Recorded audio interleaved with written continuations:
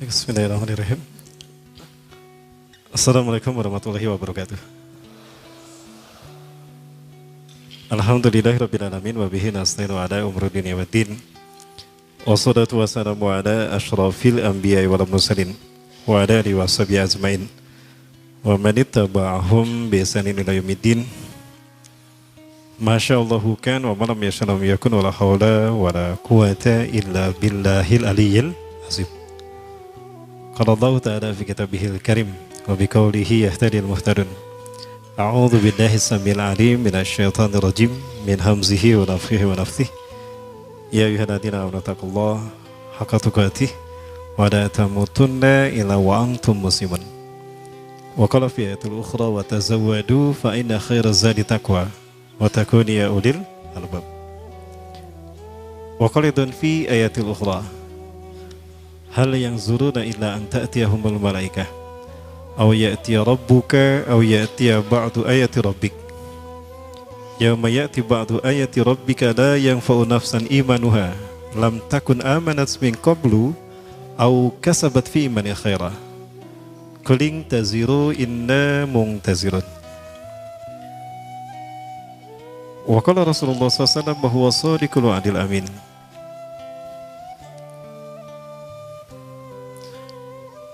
Saddidu wa badiru wa qaribu fa innahu la yudkhilul jannata ahadukum a'malu. Qila wa la anta ya Rasulullah wa la ana walakin Allah yatagammadani bi rahmatih. Wa qala fi hadisil ukhra ay kama qala fi qawlihi sallallahu alaihi wasallam ma min nabiyyin illa anzara qaumahu an syarif fitnatil masih dajjal kama anzara Nuh qaumah wal yawm sa'aqulu lakum ma lam yakulhu nabiyyun qabli innahu a'war wallahu laysa bi'awar. Wa qala fi hadisil ukhra man qara'a ashra ayatin min suratil kahfi usima 'anid dajjal. Al hadis wa kama sadaqallahul azim wa sadaqa rasulul karim wa nahnu ala dzalika munasyahidin. Puji-puji dan syukur kita aturkan kehadirat Allah Subhanahu wa taala. Sore hari ini di hari ke-22 ya. 22 Syawal 1439 Hijriah bertepatan dengan tanggal berapa? 6. Tanggal 6 Juli 2018. Allah menakdirkan kita bertemu di Masjid Istiqomah. Ya, masjid yang kita harapkan bisa menjaga dan menricat kembali iman Islam kita. Jadi siapapun yang pengen istiqomah dalam iman Islamnya, sering-seringlah hadir ke masjid ini.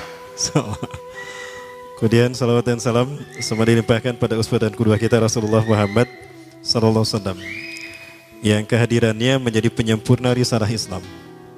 Tidak ada nabi yang membawa kemuliaan semulia beliau. Tidak ada masa yang terbaik bagi umat manusia melainkan masa di mana beliau hidup.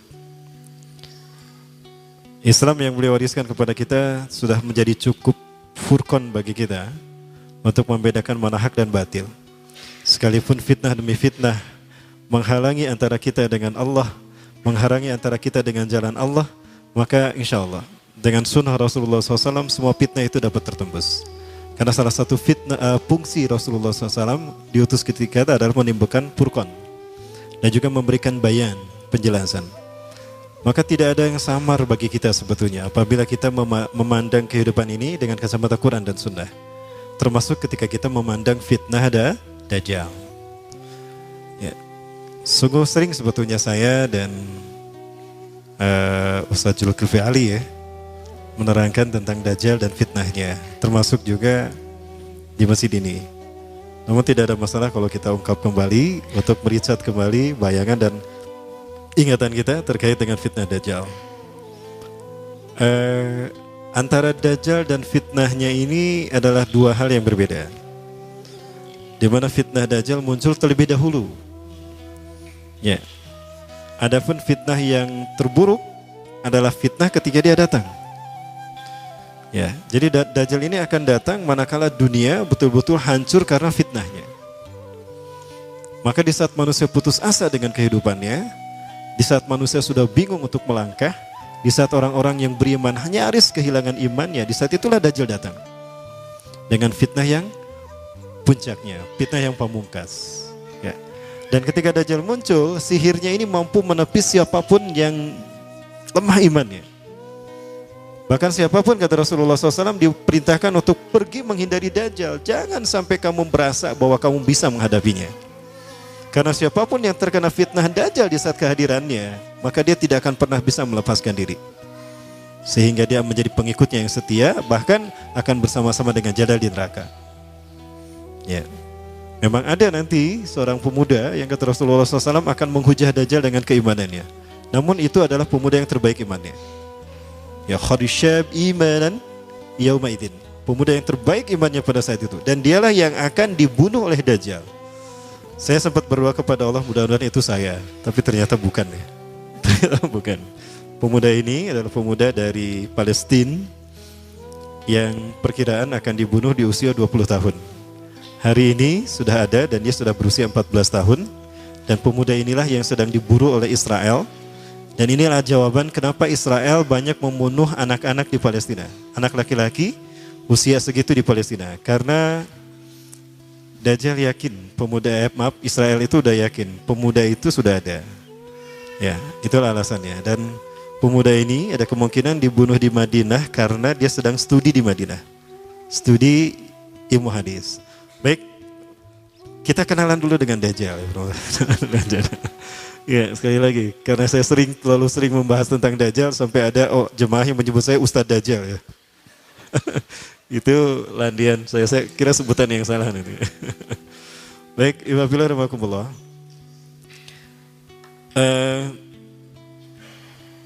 Siapakah Dajjal? Ada banyak referensi yang bisa kita kaji terkait dengan Dajjal ini. Kalau terkait dengan kitab, saya lebih senang membaca kitab Syarah Muslim karya Syekh Imam An-Nawawi. Di mana di Syarah Sahih Muslim Syekh An-Nawawi ini banyak memberikan penjelasan yang update. Menurut saya cukup relevan dengan fakta kekinian. Ya. Kemudian juga ada kitab-kitab yang lain seperti kitab Nihayatul Alam fil Fitan wal Malahim karya Dr. Amin Muhammad Jamaluddin dari Timur Tengah. Ada juga buku atau kitab Nihayatul Alam karya Profesor Dr. Muhammad bin Abdurrahman Al-Arifi. Atau buku yang ini juga, Dajjal akan muncul dari segitiga bermuda. Ini juga bagus menurut saya, walaupun banyak ulama yang mempertentangkan. Namun saya tidak serta-merta menisbihkan dan melemahkan beliau karena analisanya relevan dengan kekinian. Ya, salah satu dalil terkuat untuk memandang kuat tidak hanya satu nas adalah jika dia terjadi di zaman kita. Fakta sejarah itu yang menguatkan sebuah nas. Ya, baik. Dari semua itu saya coba rangkum menjadi kajian semacam ini. Nah, siapakah Dajjal? Dia lahir di Samirah. Ya, semula saya bingung antara Samirah dan Samara. Antara Samirah dan Samara. Kalau Samara ini ada di Irak. Nah, ini ada Samara yang dekat dengan Baghdad, dia berada di wilayah Irak. Walaupun memang Irak ini termasuk tempat yang Rasul pernah sebutkan akan munculnya tanduk setan. Dan juga termasuk fitnah yang akan datang dari sana. Al-fitnah satakhruju min hahuna. Fitnah akan datang dari arah sana. Rasulullah mengurutnya ke Irak. Nah, Irak yang dimaksudkan apakah Samara, sempat saya kaji juga. Namun pada akhirnya saya berpikir ternyata Samirah ini adalah Palestina. Dan ada dikuatkan di dalam beberapa buku. Salah satunya buku ini. Nah, Dajjal ini lahir di Samirah. Dan dia diberi nama Samiri karena lahir di Samirah. Kayak saya lahir di Bandung, Al-Bandungi. Ya. Syekh An-Nawawi lahir Nawawi, Syekh Nawawi ini lahir di Banten, Al-Bantani. Ada Ustadz dari Bogor, Al-Buguri. Ya, seperti itu. Nah, kenapa disebut Samiri? Karena lahir di Samirah. Dia lahir 100 tahun sebelum Nabi Musa diutus. Ya. Dan Allah Subhanahu wa taala memberikan kelebihan kepadanya. Yang pertama, dia diberikan umur panjang.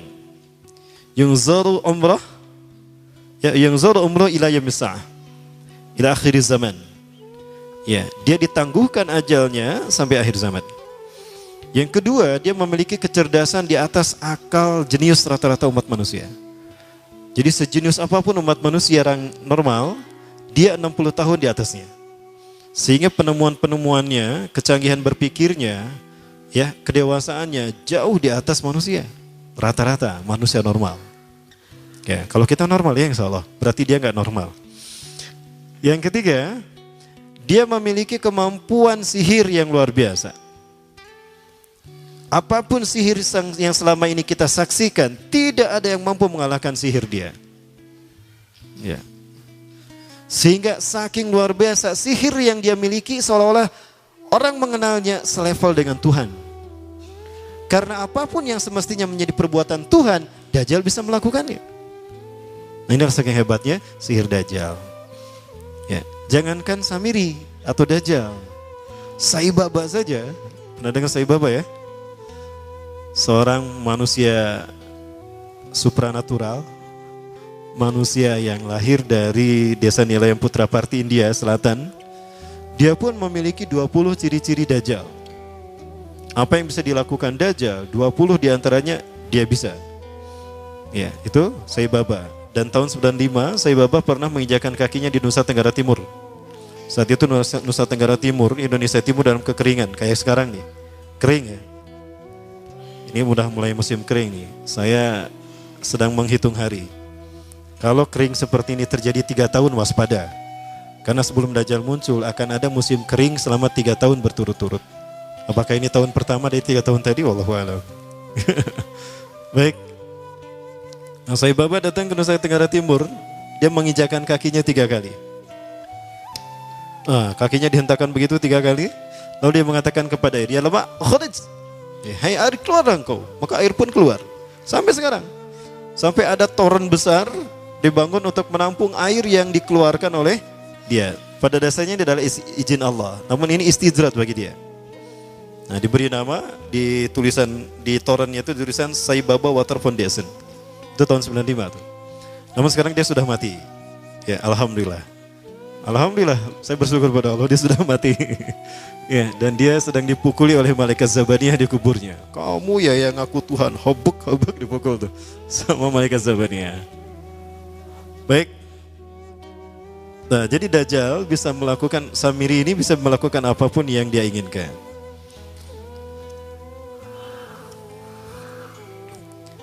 Nah, nasab kelahirannya adalah nasab yang aneh para Allah. Ya, dia lahir dari termasuk Bani Israel. Ya, Bani Israel ini keturunan Nabi Yakub. Yakub itu gelarnya Israel. Keturunannya disebut Bani Israel. Dari Yehuda. Yehuda ini adalah anak laki-laki dari istri pertama Nabi Yakub alaihissalam. Ya. Teh, Nabi Yakub istrinya berapa teh? Kok nanyanya sama teteh nih? Ya, Kang dengerin Kang. Nabi Yakub istrinya berapa teh? Nabi Yakub istrinya 4. Yang pertama bernama Ya'la. Dari Ya'la ini melahirkan 6 orang. Salah satunya bernama Yehuda dan Lewi. Lewi melahirkan Nabi Musa alaihissalam. Yehuda melahirkan bangsa yang kita kenal Yahudi. Salah satunya Yehuda ini melahirkan generasi yang pada akhirnya melahirkan Samiri. Ya. Kalau Rahil istri yang kedua, dan ini istri yang paling dicintai oleh Nabi Yakub, melahirkan 2 anak, Bunyamin dan Nabi Yusuf dan Bunyamin. Yang lainnya juga sama melahirkan 2 anak. Kahit dari Ya'la melahirkan 2 anak, Dam dan Naftali. Ya, anak tertua dari Nabi Yakub dari istri pertama bernama Robin. Ya, apakah Robin Hood? Saya tidak tahu. Yang penting hampir sama namanya Robin. Nah, dari Yehuda inilah lahir Samiri. Nah, ayah dan ibunya, kakek dan nenek Samiri ini adalah para penyembah berhala. Karena Samiroh saat itu terkenal penyembah berhala. Nah, ayahnya ini lahir dari proses perzinahan adik dan kakak, incest. Adik dan kakak berzina, lahir ayahnya. Adik dan kakak berzina, lahir ibunya. Jadi ayah dan ibunya ini lahir dari proses yang haram. Dan ketika ibunya menstruasi, disetubuhi sama ayahnya. Jadi itu peluangnya dari 2000 persetubuhan dalam keadaan menstruasi, 1 bisa jadi. Karena menurut penelitian medis juga bahwa darah kotor tidak menghalangi terjadinya fertilisasi, tidak menghalangi terjadinya reproduksi manusia. Jadi tetap pembuahan ovum oleh sperma bisa terjadi walaupun ada dalam medium darah kotor menstruasi. Ya. Nah, ketika itulah hamil dan lahirlah Samiri. Rasulullah SAW menyebutkan dalam Musnad Imam Ahmad, ya, ayah dan ibu Dajjal ini melewati perkawinannya selama 30 tahun tanpa melahirkan seorang anak pun. Dan di tahun ke-30 pernikahannya melahirkan Dajjal, melahirkan Samiri.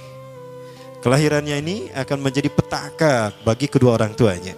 Dia adalah orang yang paling sedikit manfaatnya dan paling banyak keburukannya bagi manusia, terutama bagi kedua orang tuanya. Bahkan ketika dia lahir, alam semesta menolak kelahirannya. Dordar gelap, hujan badai, petir. Itu terjadi di malam di mana Samiri dilahirkan. Seolah-olah alam menolak kehadirannya. Ya, seolah-olah alam menolak kehadirannya. Nah, sejak lahir sampai usia 5 tahun dia tidak netek sama ibunya. Kebayang, 5 tahun air susu ASI tidak ditetekkan. Itu yang menyebabkan terjadinya kanker payudara. Maka ibunya pun meninggal gara-gara kanker payudara ini. Ya, saya dapat berita dari beberapa orang pengidap penyakit kanker payudara.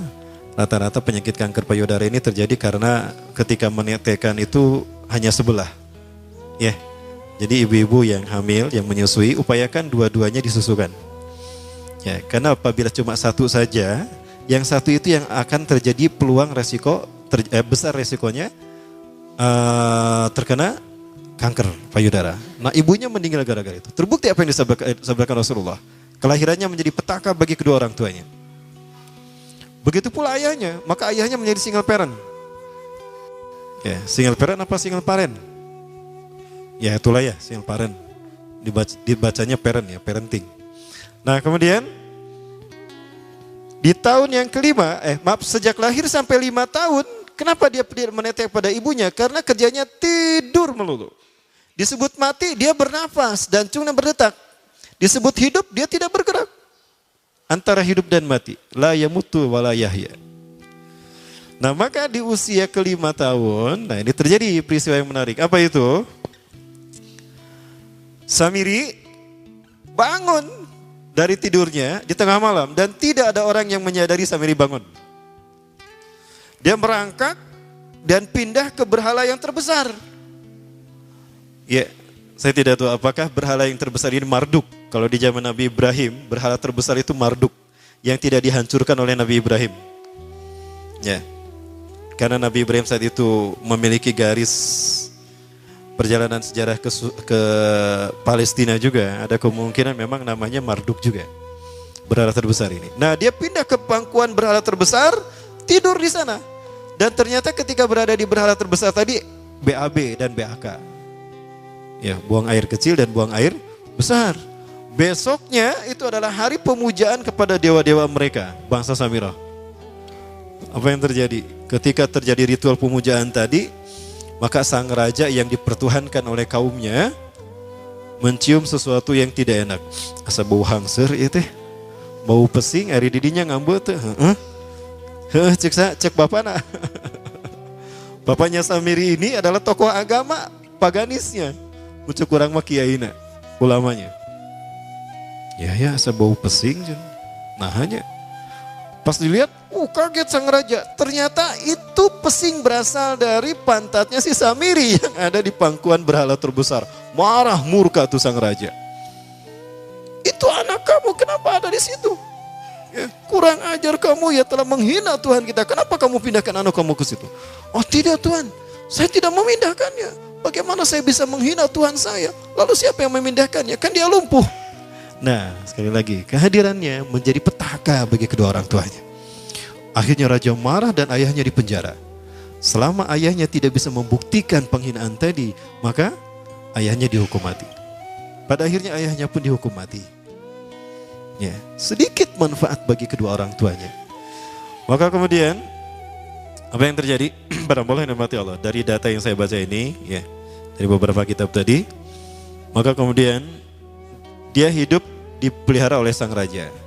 Dan pas di usia dia 5 tahun itu Allah menimpakan murkanya kepada bangsa Samirah yang sudah kelewat batas, ya, maksiat dan sudah tidak ada toleransi dari Allah untuk mereka hidup di bumi. Maka Allah perintahkan malaikat Jibril menghabisi mereka. Maka bangsa Samirah ini pun diratakan. Si Samiri karena masih balita, ya Allah selamatkan dia lewat malaikat Jibril.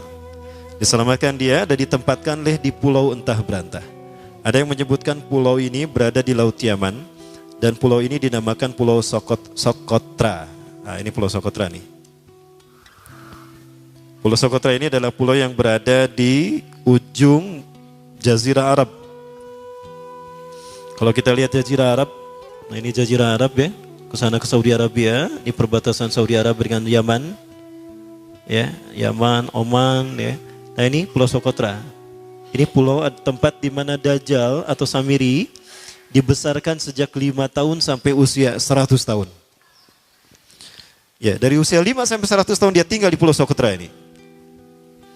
Nah, Pulau Sokotra ini adalah pulau yang berada di kawasan Yaman, pulau yang memiliki banyak keunikan luar biasa. UNESCO sempat ingin menjadikannya keajaiban yang ke-8. Kan ada 7 keajaiban dunia ya. Yang ke-8-nya tadinya ini. Namun karena dia terkait dengan Samiri Dajjal, maka banyak negara yang menentangnya. Terutama negara-negara yang menjadi pengikut Dajjal. Maka pada akhirnya pulau ini dirahasiakan. Nah, sebetulnya pulau ini unik kalau kita ingin berekreasi ke sana. Namun karena posisi yang terpencil, jarang orang mengikutinya. Para wisatawan jarang mengunjunginya. Padahal sesuatu unik, termasuk binatang dan penghuninya tuh unik-unik. Pohonnya unik-unik. Nanti kita lihat perempuan sekalian, ya. Dunia menyebutnya pulau ini dengan pulau julukan dari pulau alien hingga pulau neraka. Ya, ada juga yang menyebutkan The Jekyll Island. Pulau Jekyll Island itu bahasa barat, kalau bahasa kitanya Pulau Dajjal. Ya, sama dengan Pulau Sedir ya, itu juga di Jekyll Island. Nah, Pulau Sokotra kaya dengan flora dan fauna yang unik hingga saat ini belum ditemukan di tempat lain. Jadi tidak ada flora dan fauna yang ada di pulau ini, yang ada di pulau lain di seluruh dunia. Hanya ada di pulau ini.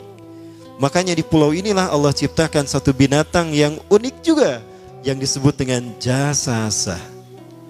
Jasasa, binatang jasasa itu artinya mata-mata. Tajassa yatajassu tajassusan wa jasasatan. Artinya pemata-mata, spy. Binatang ini bertumbuh besar, dhahmatun kabirah, tughati jismaha, ya, asy-sya'r. Hatta la nastati' an nafariqa ayna wajhu wa ayna dubruh. Tubuhnya besar, dipenuhi dengan bulu, sehingga saking penuhnya bulu kita tidak bisa membedakan mana dubur, mana wajah. Yang menghadap itulah wajah.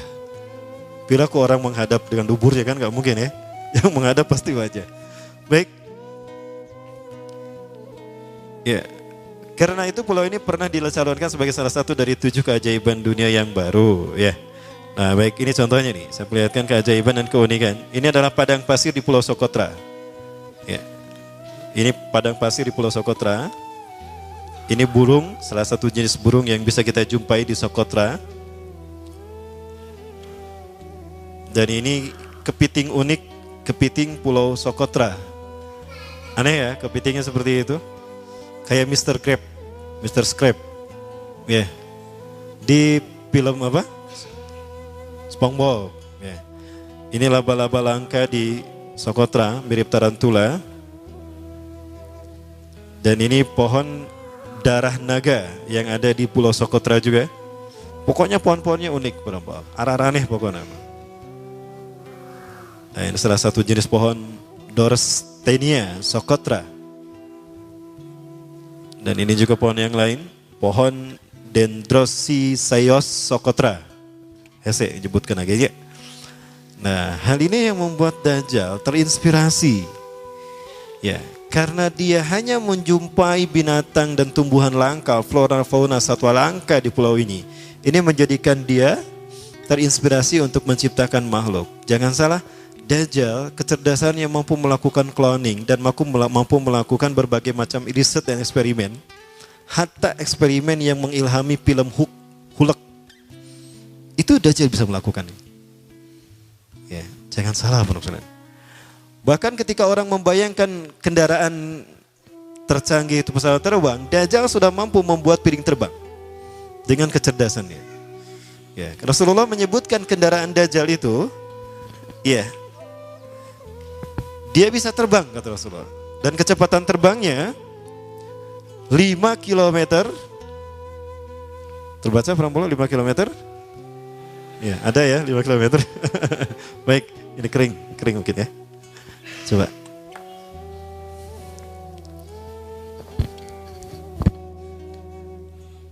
Lima kilometer per sekon. 1 detik 5 kilometer. 5 kilometer dari sini kemana? Sakicepnya. Sakicep 1 kedip ya, 1 detik sakicep. 1 detik 5 kilometer. Dari sini ke Pasteur lebih ya. Dari sini ke, bukan ke Pasteur ya, ke alun-alun Cimahi lah. 1 kedip sudah ada di alun-alun Cimahi, 1 kedip sudah ada di Tagog Padalarang, 1 kedip sudah ada di Ciranjang, Raja Mandala, 1 kedip sudah ada di Ciranjang. Hanya dengan berkedip-kedip dia berkeliling dunia.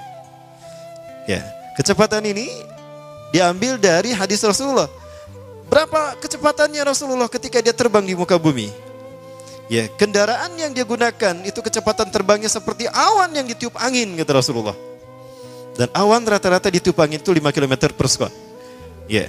Dan jarak dari satu telinga ke telinganya artinya setengah diameter atau diameter kepalanya, keledai yang dia gunakan, Rasul menyebutnya keledai, itu arba'una zira, 40 hasta, 27 meter. Ya. Diameternya itu 27 meter. Keledai macam apa yang jarak dari satu telinga ke telinganya 27 meter? Kalau bukan piring terbang. Ini bisa 24 meter kan? 27 meter, bisa tidak? Bisa, dan kecepatannya pun sama. Saya sudah mengumpulkan data di satu flash disk tentang UFO. Dan UFO ini pernah muncul di jalan di Ciberem, flyover Cimahi, Cimindi. Itu teman saya yang menjadi saksinya. Saya tanya, Pak, kenapa terlambat kajiannya, Pak? Saya tadi meliput sesuatu yang luar biasa. Ada UFO bergerak di tempat di mana saya berjalan. Itu dari flyover Cimindi. Bergerak dari arah Ciberem ke Tagog Cimahi. Cepat sekali, luar biasa. Itu tahun 93 lah. 93-94 kurang lebih. Dan pernah meninggalkan jejak Cop Circle di Yogyakarta. Nah, Cop Circle itu adalah jejak UFO yang menjadi isyarat instruksi bagi para pelaku konspirasi dunia. Bagi para konspirator dunia. Siapa? Para kalangan Illuminati. Ya, baik, Ibu Bila, rahmati Allah. Apalagi kemudian, boleh saya berdiri ya? Boleh, ya. Baik, karena saya harus mau ke sana juga ya. Berikutnya apa? Nah, di dalam Al-Quran, Dajjal tidak disebut secara eksplisit. La yuzkaru Dajjal qat'iyyan fil Quran.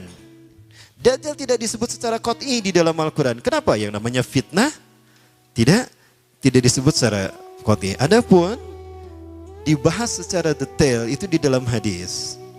Ya. Maka posisinya sama kuatnya dengan Quran. Karena fungsi hadis terhadap Quran itu ada 3. Ya. Ada 3 fungsi hadis terhadap Quran. Yang pertama, bayan ta'kid. Bayan ta'kid. Apa itu bayan ta'kid? Fungsi hadis menguatkan hukum atau penjelasan nas yang ada dalam Quran. Sebagai contoh, di dalam Quran ada kewajiban ibadah saum. Ya ayyuhalladzina amanu kutiba alaikumus syamu kama kutiba alal ladzina min qablikum ya. Ada perintah saum, maka di dalam hadis juga ada. Ya.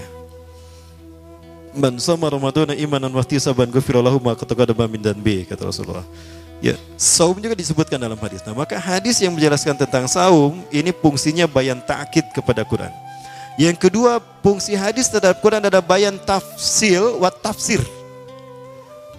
Bayan tafsir artinya menjelaskan apa yang ada dalam Quran. Sesuatu yang tidak dibahas secara mendetail dalam Quran, dibahas secara detail di dalam hadis. Bahkan dirinci oleh hadis, tafsil. Ya, itu fungsi yang kedua. Nah, fungsi yang ketiga dari hadis terhadap Quran adalah bayan tasyri'. Bayan tasyri'. yaitu fungsi hadis dengan menetapkan hukum yang tidak dibahas di dalam Al-Quran. Ya, di dalam Al-Quran Allah hanya menyatakan innallaha yuhibbut tawwabin wa yuhibbul mutatahhirin. Allah cinta kepada orang yang bertaubat dan mencintai orang yang membersihkan dirinya. Di dalam hadis Rasulullah SAW memberikan syariat menggosok gigi. Tasawwaku fa innaha min sunanil mursalin. Ya. Wa tuhuru satrul iman. Ya. Bersiwaklah kalian, gosok gigilah kalian, karena bersiwak itu adalah sunnahnya para nabi dan rasul. Ya. Jadi yang taruh gosok gigi dia tidak mengikuti sunnah Rasul, ya. Baik. Nah, itu permasalahan. Baik. Nah, di dalam Al-Quran ada beberapa ayat yang menurut para ulama ini terkait dengan Dajjal. Nah, peristiwanya adalah terkait dengan peristiwa Nabi Musa dan Samiri. Ya, mulai ada nama Samiri di sini. Nah, di dalam Quran surat Toha disebutkan di dalam beberapa ayat. Yang pertama ayat ke-83 dan 84. A'udzubillahi minasyaitonirrajim. Wa ma ajalaka an qaumika ya Musa? Dan apakah yang membuat engkau tergesa-gesa meninggalkan kaummu hai Musa? Ketika ada 10 perintah Allah yang akan diterima oleh Nabi Musa yang kemudian disebut dengan Ten Commandment oleh orang-orang barat, Nabi Musa meninggalkan kaumnya Bani Israel, ya, di belakang bersama Nabi Harun. Nabi Musa tergesa-gesa karena Nabi Musa ingin segera mendapatkan perintah Allah. Ya. Maka Nabi Musa menjawab, qalahum ulai ala athari. Mereka ada di belakangku ya Allah. Wa ajiltu ilaika rabbi litardo, dan aku menyegerakan diri kepadamu ya Allah agar kau segera agar kau ridho kepadaku. Aku ingin segera memenuhi perintahmu. Ya. Nah, itu yang dijawab oleh Nabi Musa. Maka Allah kemudian menerangkan kepada Nabi Musa. Nah, ini dua ayat yang berikutnya. Qala, Allah berfirman, fa inna qad fatanna qaumaka min ba'dika wa adallahumus samiri. Fa inna, maka sesungguhnya kami qad fatanna telah menguji kaummu hai Musa. Min ba'dika, setelah engkau tinggalkan, wa adallahumus samiri, dan mereka disesatkan oleh Samiri. Nah, di sini saya sepakat kalau ada ulama mengatakan Samiri yang dimaksud di sini adalah Dajjal. Ya, Samiri yang disebutkan di sini adalah Dajjal. Ya. Faraja Musa ila qaumi ghadbana asifa. Maka kembalilah Musa kepada kaumnya dalam keadaan marah yang sangat marah yang berlapis-lapis. Sampai pada kaumnya, hingga begitu sampai pada kaumnya itu Nabi Harun ditarik jenggotna. Ari maneh bet diantep maranehna nyembah berhala, nyembah patung. Aduh ulah kitu atuh bisi coplok eta jenggot. Ya. Wahai saudaraku, kenapa kau menarik jenggotku? Jangan kau seperti itu. Aku sudah memperingatkan mereka, tapi mereka telah terperdaya oleh perkataan Samiri. Indahnya perkataan Samiri lebih mereka dengar ketimbang nasihatku, wahai kakakku, wahai saudaraku. Ya, itu kata Nabi Harun. Maka qala, berkatalah Nabi Musa, ya qaumi alam ya'idkum rabbukum wa'dan hasanan. Wahai kaumku, bukankah Allah telah menjanjikan janji yang baik untuk kalian? Afatala alaikumul ahdu. Apakah janji itu terlalu lama bagi kalian? Am adatum ayyahilla alaikum ghadabun min rabbikum, atau kalian sengaja ingin ditimpa azab murka dari Tuhan kalian? Fa akhlaftum mau'idi, sehingga kalian menyalahi perjanjianku. Aku sudah mengatakan, tunggu aku akan sampaikan apa yang Allah berikan pada kalian sebagai janji Allah kepada kalian. Maka digambarkan Nabi Musa marah, itu patung anak sapi. Nah, patung anak sapi ini dibuat oleh Samiri. Sekali lagi, Samiri yang kita bicarakan sebagai Dajjal, dia punya kemampuan magic yang luar biasa. Dan dia punya kemampuan yang tidak bisa dicapai oleh manusia sejenius dan sehebat apapun. Ya. Maka jika ada manusia-manusia yang luar biasa di antara kita, itu adalah mereka yang dibentuk oleh Dajjal. Contohnya siapa? David Copperfield, David Mindfreak. Siapa lagi? Para The Master, ya. Nah, jangan salah penulisan. Ada juga Rael juga sama. Dia seseorang yang tadinya tidak tahu apa-apa, sesuatu yang orang menganggap biasa, tiba-tiba dia menjadi seseorang yang luar biasa, supranatural, luar biasa. Itu juga sama. Termasuk juga Sai Baba. Pernah melihat Sai Baba, Bu? Belum? Baik, kita lihat sebentar siapa Sai Baba ya. Jangan kemana-mana, tetap bersama saya setelah yang satu ini. Ya. Kita lihat Sai Baba. Mudah-mudahan ada di sini ya. Coba lihat ada nggak? Ah, ada. Ini Sai Baba nih. Ini dia Sai Baba.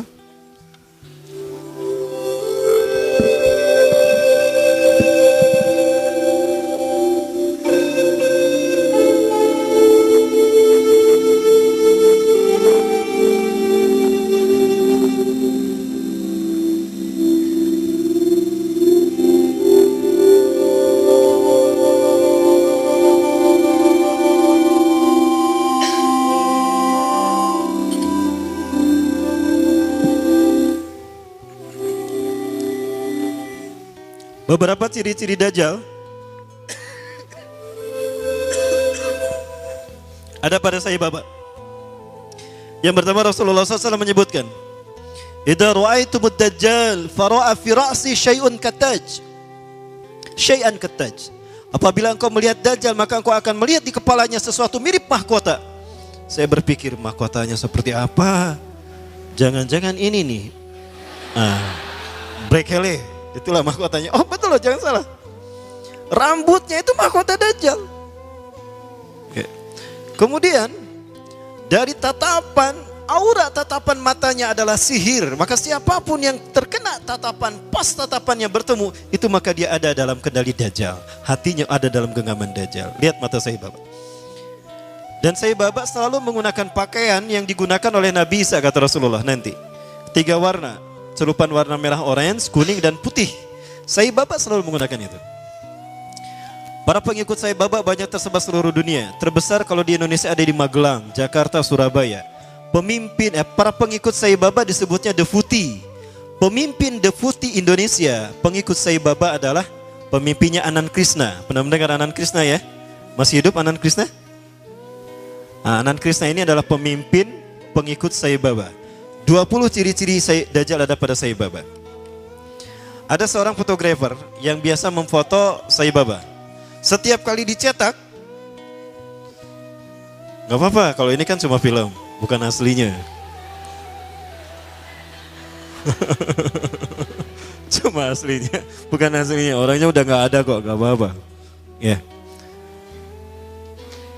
Nah fotografernya ini setiap kali mencetak dari kamera film, dari roll kamera yang dijepretkan ke Sai Baba, selalu muncul wajah Yesus.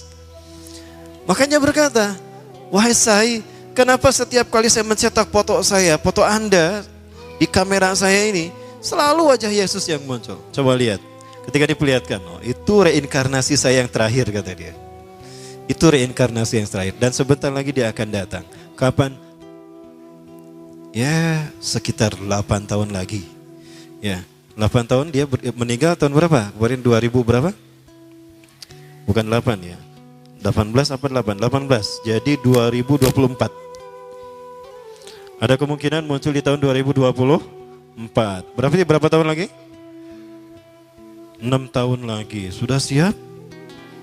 Kang, mau kapan kawin, Kang? Keburu Dajjal nanti muncul. Ya, kalau Dajjal udah muncul gak akan sempat walimah, Kang. Teh, mau besok kawin teh? Kang? Baik, alhamdulillah gara-gara saya sering mengatakan ini, undangan langsung datang 3 macam tuh, 300. Undangan nikah dari pemuda. Pas lihat, terima kasih Ustadz, saya gak mau ketika saya menikah Dajjal keburu datang. Oh enggak, itu versi saya. Baik, nah kemudian ada pesawat di Venezuela ketika take off, baru 2000 atau 3000 kakian itu terjadi turbulensi. Ya, pilotnya sudah pasrah saat itu. Kopilotnya keluar dan berkata, "Siapa di antara kalian yang menjadi pengikut Sai Baba?" Ternyata pramugarinya, "Saya." "Cepat berdoa untuk Sai Baba, minta kepadanya agar dia menolong kita." Maka dia kemudian masuk ke ruangan tertentu, dia berdoa kepada Sai Baba. Entah gimana doanya. Wes bablas angin ya, wes bablas angin ya. Mungkin begitu ya wiridnya. Apa yang terjadi? Awan berkumpul membentuk tubuh Sai Baba setengah badan. Dan awan tadi bergerak mengelambaikan tangannya. Maka seketika itu pula turbulensi hilang dan pesawat itu normal kembali dan bisa mendarat di tempat tujuan. Landing dalam keadaan aman. Nah ini Sai Baba. Berikutnya juga. Ya, masih terkait Sai Baba. Ada seorang janda punya anak 4. Dia datang pada Sai Baba dan berkata, "Wahai Sai, Anda adalah Tuhan kami. Anda Tuhan saya. Saya seorang janda sudah 4 tahun ditinggalkan oleh suami saya. Saya punya anak 4, kami miskin Sai. Kami ingin merubah hidupnya. Anda adalah Maha Kaya Tuhan kami, tolong kami beri karunia." Sai Baba hanya menggerakkan tangannya, maka emas keluar dari tangannya. Diberikan pada wanita janda tadi. Ada seorang syekh dari Arab ingin menghujah Sai Baba. Ingat Rasulullah pernah berkata, ketika kalian melihat Dajjal, lari menjauhinya. Jangan kalian mendatanginya, karena sekuat apapun hujah kalian, jika kalian tidak yakin dengan keimanan kalian, kalian akan menjadi pengikutnya. Akan ada seseorang ketika Dajjal muncul, dia datang menghampiri Dajjal. Yahujja bihujjatihi, dia menghujah dengan kemampuan pikirnya. Fasara tabi'an lahu haqqa tabi'in. Ternyata dia menjadi pengikut Dajjal yang setia. Ini terjadi pada Sai Baba. Seorang syekh dari Arab Saudi, maaf dari Timur Tengah. Saya tidak sebut Arab Saudi ya, keceletot. Datang menghampiri Sai Baba. Sai Baba berkata begini, "Kamu ragu saya Tuhan kamu? Coba apa yang bisa dilakukan Tuhanmu, saya akan melakukannya." Maka apapun yang diminta oleh syekh tadi, Sai Baba melakukannya. Maka apa yang terjadi? Syekh tadi menjadi pengikut Sai Baba yang setia. Hati-hati. Nah, baik, kita masih bicara Sai Baba.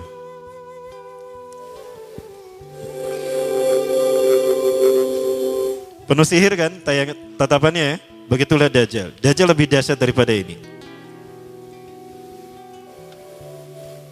Suatu saat Sai Baba pernah diundang ke Amerika. Sekelompok petinggi militer angkatan darat Amerika kehilangan sebuah dokumen. Dan yang tahu hanyalah seorang jenderal yang bernama Conner. Jenderal Conner ini sudah meninggal. Maka dipanggillah Sai Baba. Ketika Sai Baba datang ke jasad Jenderal Conner, dia menaburkan tepung vibuti. Nanti saya perlihatkan tepung vibutinya insya Allah. Ya. Menaburkan tepung vibuti yang langsung keluar dari tangannya entah dari mana. Maka dengan cara diusap, sebagaimana Nabi Isa AS membangunkan jasad yang sudah mati. Maka apa yang terjadi? Jenderal Conner bangun. Maka ditanya, di mana arsip itu? Oh, arsipnya di sana. Dia pergi, diantar pakai mobil, dibukakan arsipnya. Ketemu arsipnya. Udah ketemu arsip nama, plak deh, maut deh gitu. Itu jin yang masuk ke dalam tubuh Jenderal Conner. Kalau Nabi Musa alaihissalam menghidupkan yang sudah meninggal dalam kisah sapi betina Al-Baqarah, itu nyata betul-betul hidup. Di mana dipukul dengan sebagian dagingnya kan? Fadribuhu bi ba'diha. Pukul dengan sebagian dagingnya. Itu betul-betul hidup. Sama Nabi Musa ditanya, "Man qatalaka, siapa yang membunuhmu?" "Culang-cilang, mana yang ngebunuh saya?" "Oh, itu qatalani banu akhi, qatalani banu akhi." Udah gitu mati lagi. Ya, tuh anak-anak saudaraku, keponakanku yang membunuh saya. Udah gitu mati lagi. Nah, dia pernah melakukan apa yang semacam hal itu ya. Jenderal Conner pun bangun. Kemudian ada hal yang menarik lagi terkait dengan Sai Baba. Saya coba perlihatkan tepung vibuti yang dia keluarkan, yang dengannya dia menyembuhkan orang yang buta, ya, menyembuhkan orang yang membangunkan orang yang sudah mati. Tapi sekali lagi ini biiznillah. Dengan izin Allah, Allah mengizinkan kepadanya untuk melakukan itu sebagai sebuah istidraj. Apa istidraj? Rangsangan, ya. Apakah dia mau bertobat atau kembali kepada Allah Subhanahu wa taala? Sebelum ini muncul, ya ini agak lama. Coba saya ulang kembali.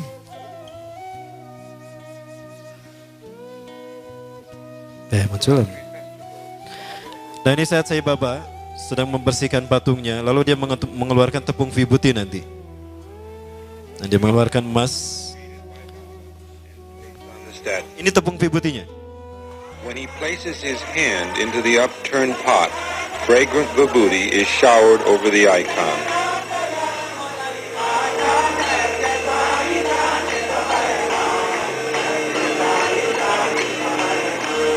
When Sai Baba removes his hand from the upturned pot, the vibhuti ash stops flowing. Seseorang berani menjual rumahnya, menjual mobilnya demi mendapatkan tepung vibhuti walaupun hanya setitik saja.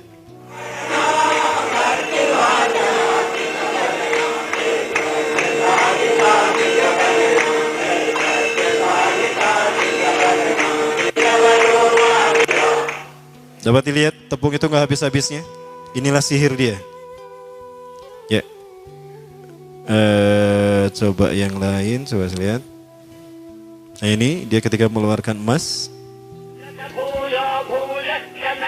Itu tepung vibuti yang dia keluarkan.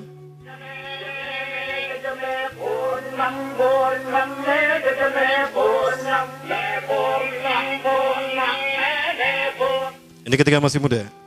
Rasulullah SAW menyebutkan Samiri atau Dajjal itu dia mandul, tidak suka kepada lawan jenis. Dan dia tidak menikah, termasuk Sai Baba juga sama. Dia ngejomblo seumur hidup. Ya, dan dia sudah mati. Baik, Ibu Apila rahmatullah. Nah kemudian kita kembali ke kajian kita. Waktu kita masih ada? Sampai jam berapa? Sampai maghrib.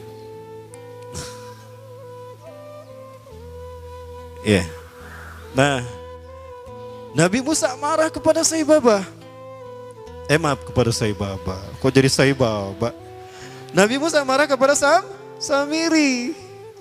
Maka kemudian Samiri pun diusir sama Nabi Musa, ya. Qala, berkata Nabi Musa kepada Samiri, "Fama khatbuka ya Samiri?" Ya. Maka apa yang mendorongmu untuk melakukan itu, hai Samiri? Saya lupa pernah sekalian menceritakan. Saya cerita dulu sebentar. Ya, sebetulnya nanti ada itu pembahasannya. Sampai entah di slide keberapa. Nah, Samiri sejak dipindahkan ke pulau Yaman yang tadi dinamakan Pulau Sokotra, ya. Di sana dia tinggal dari usia 5 sampai 100 tahun. Kerjaannya adalah bangun, makan, minum, tidur, bangun, makan, minum, tidur, bangun, makan, minum, tidur. Begitu sampai usia 100 tahun. Samiri ini. Ya, dia tidak melakukan aktivitas lain. Ketika dia bangun, malaikat Jibril sudah menyiapkan makanan dan minuman di sampingnya. Dimakan dia. Kadang menunya macam-macam. Ada pecel lele, tutuk oncom, cobek belut, macam-macam tuh. Minumannya macam-macam. Ada teh tarik, bajigur, kopi radik. Kopi radik. Ada itu menu-menu saya. Itu semua menu-menu saya ya. Ya saya nyebutin apa yang saya tahu ya. Ya. Nah, sampai usia 100 tahun baru dia melek, baru dia sadar, memikirkan tentang dirinya. Allah, di mana saya? Ternyata saya sudah sebesar ini. Tapi tidak ada siapapun kecuali dia dan binatang jasasa. Binatang jasasa Allah ciptakan, Allah lahirkan berbarengan dengan lahirnya Samiri. Karena tugasnya adalah untuk memata-matai Samiri, maka disebut jasasa, pemata-mata. Dan dia menghilang berbarengan dengan menghilangnya Dajjal dan akan muncul lagi berbarengan dengan munculnya Dajjal. Nanti pembahasan kita sampai kepada tanda-tanda Dajjal akan muncul. Kapan Dajjal muncul, ada tanda-tandanya. Ya, nanti ada pembahasannya. Baik. Nah, malaikat Jibril selama Samiri tidur, dia memegang pena. Nah, penanya ini tidak seperti pena kita, ada merek Roxy, pena merek apa lagi? Big, ya. Merek apa lagi? Standar, bukan ya. Nah, Snowman, bukan. Tapi penanya itu kayak tongkat sihir. Nah, itulah kenapa tongkat sihir pendek itu selalu seperti itu, kayak Harry Potter. Potter apa Potter? Harry Potter. Nah, dia punya tongkat. Nah, tongkat itu sebetulnya adalah pena yang digunakan malaikat Jibril menuliskan beberapa panel prasasti yang isinya adalah pelajaran akidah tauhid untuk Samiri. Nah, ini dibahas di bukunya Muhammad Isa Daud. Ya, cuma Muhammad Isa Daud ini banyak ditentang sekali lagi oleh para ulama. Namun, menurut saya kita lihat kebenaran Muhammad Isa Daud ini apabila realita kita hari ini sesuai dengan analisanya. Insya Allah. Nah, pena inilah yang kemudian diambil oleh Samiri. Dengan pena inilah dia mampu melakukan apa yang dia inginkan. Ya. Dan dengan pena itulah dia membuat patung anak sapi. Ya. Bagaimana caranya? Dia masuk ke tengah-tengah kaum Nabi Musa. Jumlah umat Nabi Musa saat itu 70.000 orang. Yang menyelamatkan diri dari Mesir, dari kejaran Fir'aun. Sampai ke Padang Tih dan ke Palestina itu 70.000 orang. Include di dalamnya Nabi Musa, Nabi Harun dan Nabi Yusha bin Nun. Atau Nabi Joshua kata orang Kristen. Ya. Nah, maka dia mampu mempengaruhi beberapa orang dari pengikut Nabi Musa. Maka mereka mengeluarkan perhiasan mereka, dimasukkan pada kuali, dibakar. Nah perhiasan itu pun dibentuk dengan kemampuan magicnya menjadi patung anak sapi. Jin masuk ke dalam patung anak sapi itu dan berkata, aku Tuhannya Musa, dan Musa telah lupa. Maka sujudlah mereka kepada patung tadi. Maka bertanya Nabi Musa, wa ma khatbuka ya Samiri? Apa yang membuat kamu mendorongmu melakukan hal itu hai Samiri? Kamu menyesatkan kaumku dan menyembah patung yang kau buat itu. Ya, patungnya diambilkan sama Nabi Musa, dihancurkan. Dihancurkan, udah pecah, pecahannya diambil, dibakar. Ya, dibakar kemudian dibuang ke laut merah. Ya.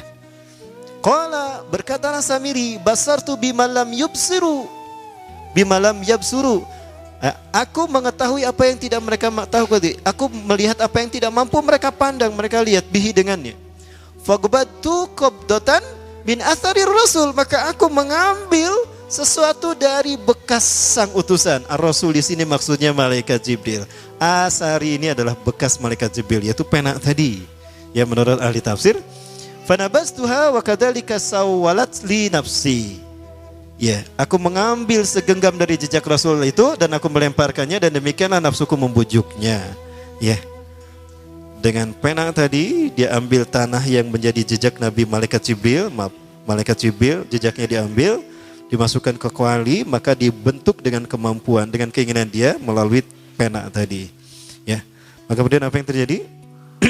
Nah, ini kata Nabi Musa. Qala, Nabi Musa berkata, fadhhab, pergi kamu. Fa innalaka fil hayati an taqula la misasa. Sesungguhnya hakmu di dalam kehidupan dunia ini adalah la misasa, jangan kau sentuh aku.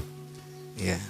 Jangan kau sentuh aku. Artinya, jangan ada yang berani menyentuh aku, karena sekali menyentuh aku, kata intinya begitu, maka dia akan terkena oleh sihirku.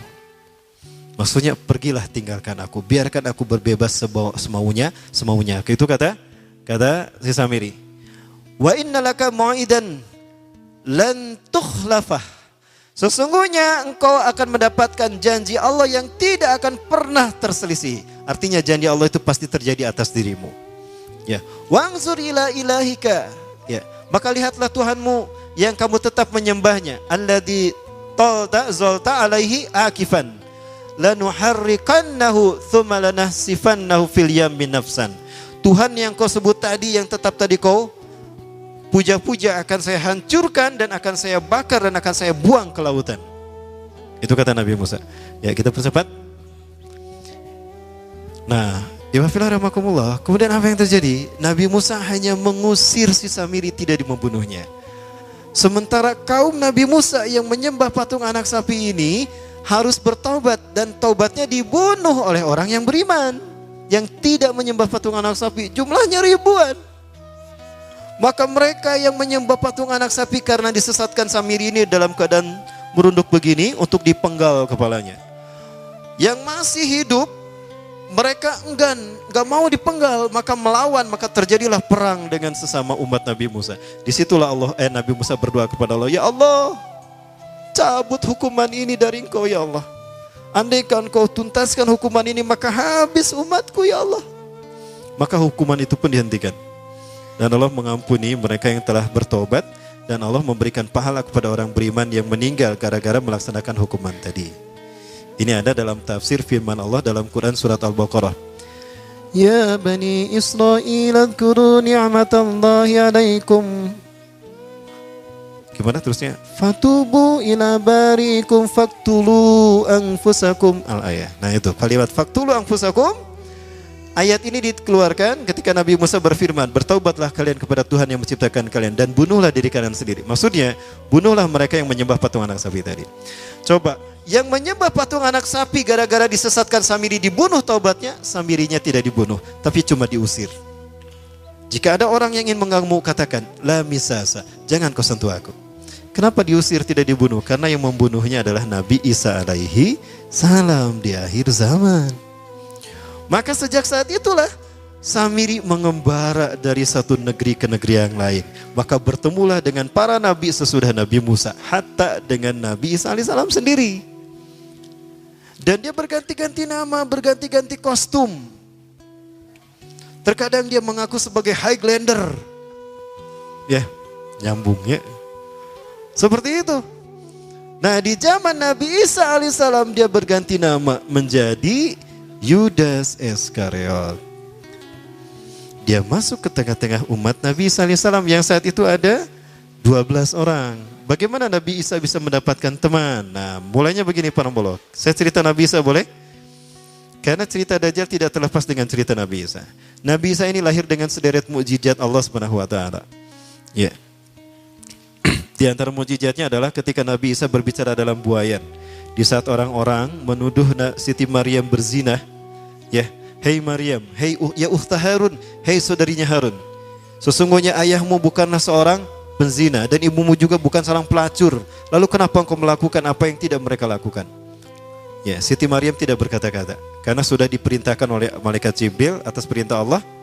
Ya, katakan kepada manusia, Inni nadartu lirrahmani sauman falam ukallimal yauma insiya. Itu kata Nabi Siti Maryam. Aku bernazar kepada Tuhanku yang Maha Rahman, kalau aku tidak akan berkata kepada siapapun, maka hari ini aku akan saum. Tidak akan berkata pada seorang pun.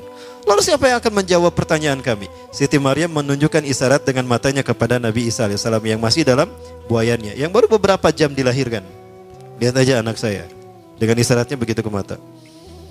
Apa maksudmu? Apa engkau hendak mempermainkan aku? Maka tiba-tiba Nabi Isa alaihissalam berkata, ya, nah, bersabda Nabi Isa banyak hal lebar. Ini dalam surat Ali Imran ayat ke-36 sampai 40-an lah kalau tidak salah ya. Nah, terkait dengan ayat itu, maka orang-orang pun mempercayai Nabi Isa.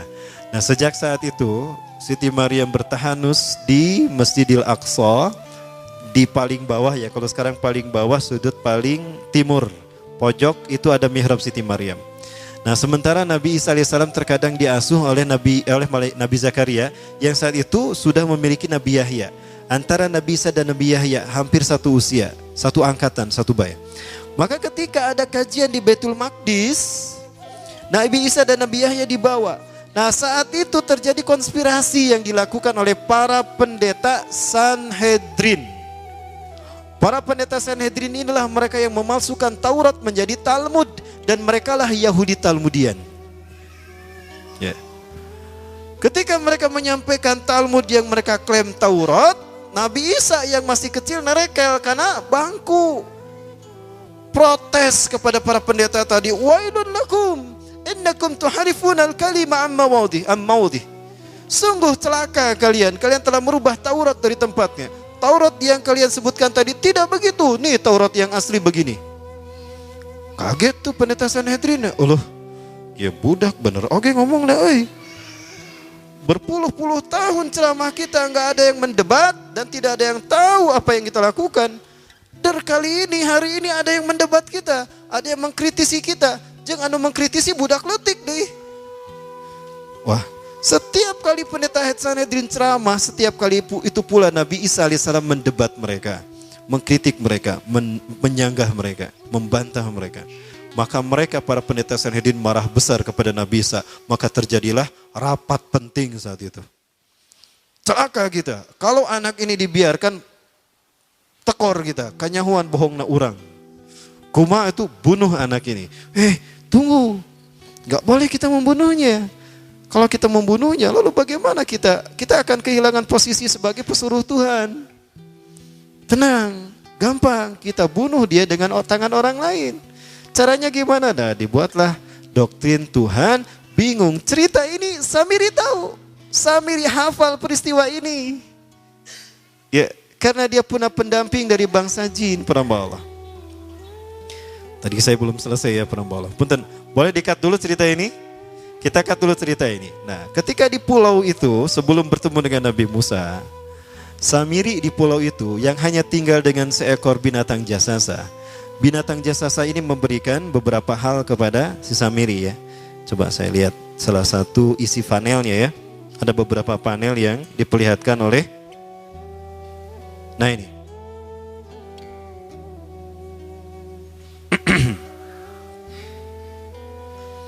Allah Azza wa Jalla menciptakan binatang berbicara yang bernama jasasa. Dia di mana lahirnya, ajalnya, matinya sama dengan ajal Dajjal. Begitu pula muncul dan menghilangnya. Binatang inilah yang mengajarkan akidah tauhid kepada Samiri muda. Pelajaran ini kononnya ditulis oleh Jibril alaihissalam dalam bentuk panel-panel atau prasasti. Isi prasastinya panel 1. Yang ditulis oleh malaikat Jibril, panel 1 itu berisi kalimat la ilaha illallah, tidak ada Tuhan selain Allah. Ini dijelaskan oleh binatang jasasa. Yang kedua, panel kedua berkata Allahu wahid la syarikalah. Allah Maha Esa, tidak ada sekutu bagi Allah. Itu dijelaskan juga oleh binatang jasasa ini. Nah, binatang jasasa ini sekali lagi dia bertubuh besar, kategorinya adalah kelasnya itu mamalia. Ya, genusnya mamalia. Cuma saya tidak tahu nama spesiesnya apa. Sebut saja Afa. Afa yip yip naik, terbang. Nah, tahu, masih ingat kan? Pada tahun 2017, akhir dari bulan Agustus di Filipina ditemukan binatang seperti ini. Ciri-ciri binatang ini nyaris sempurna seperti ciri-ciri binatang jasasa yang disebutkan Rasulullah terkait dengan binatang yang memata-matai Dajjal. Tubuhnya penuh dengan bulu. Ini disebutkan dalam surat An-Naml ayat ke-82. Ya, binatang ini seperti ini dan dia tidak pernah jauh dari laut karena dia selalu ingin membasahi tubuhnya. Dan dia pun makan dari makanan ikan laut. Maka dia tidak pernah jauh dari pantai. Ya, seperti ini. Nah, binatang inilah yang mengajarkan prasasti mengajarkan akidah tauhid kepada Samiri muda. Nah, panel yang ketiga satu ini, kedua ini, ketiga ini, yang keempat hanya engkau saja. Yang ketiga, engkau diurus oleh Jibril. Karena itu janganlah engkau mengkhianati janjimu dengan Allah. Hanya engkau saja di pulau ini. Panel yang kelima, makanlah dan nikmatilah makanan dan minuman yang menjadi rezeki dari Allah sesuai kehendakmu. Tidurlah sesukamu, tapi sembahlah Allah dalam berbagai keadaanmu dengan tasbih keesaan Allah kepadanya, yaitu dengan melaksanakan solat yang diwajibkan kepadamu. Allah lah sang raja, Allah yang Maha Esa. Dia tidak berayah dan tidak pula mempunyai anak. Ini saya agak tergesa-gesa mengetiknya. Allah Tuhan Tuhan yang Maha Besar dan Maha Agung. Dialah yang Maha Raja. Ada 7 panel. Panel yang ke-7 bercerita tentang Nabi Muhammad. Panel yang ke-6 itu bercerita tentang nabi-nabi, dan khusus panel yang ke-7 cerita tentang Nabi Muhammad. Jadi Dajjal sudah tahu, Samiri sudah tahu bahwa akan diutus Nabi Muhammad di akhir zaman. Dan itu Nabi yang terbaik, makanya dia iri. Nah, selesai panel ini disampaikan, maka binatang jasasa berkata, wahai Samiri, saksikanlah aku telah menunaikan innani qad fa'altu ma umirtu ya min rabbi, demi Allah saksikan aku sudah menunaikan apa yang diperintahkan padaku, kata binatang jasasa. Maka sekarang adalah perintah terakhir, yaitu pertanyaan dariku untukmu. Hal tu'minu billah, apakah kau beriman pada Allah?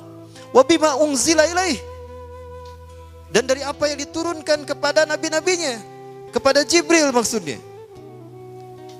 Famadal jawab ya Samiri, apa jawabanmu hai Samiri? Samiri tidak menjawabnya. Lama ditunggu-tunggu, Samiri tidak menjawabnya. Sehingga binatang ini pun pergi dengan menjerit dengan jeritan yang membuat Samiri ini pekak telinganya. 2 kali lagi datang lagi kembali kepada Samiri dan berkata binatang jasasa, ya Samiri, famadal jawab? Hal tu'minu billah? In tu'minu billah fatakunu mu'minan ajaba imanika ila yaumil qiyamah. Jika engkau beriman kepada Allah, maka sungguh kau akan menjadi mukmin yang menakjubkan imannya.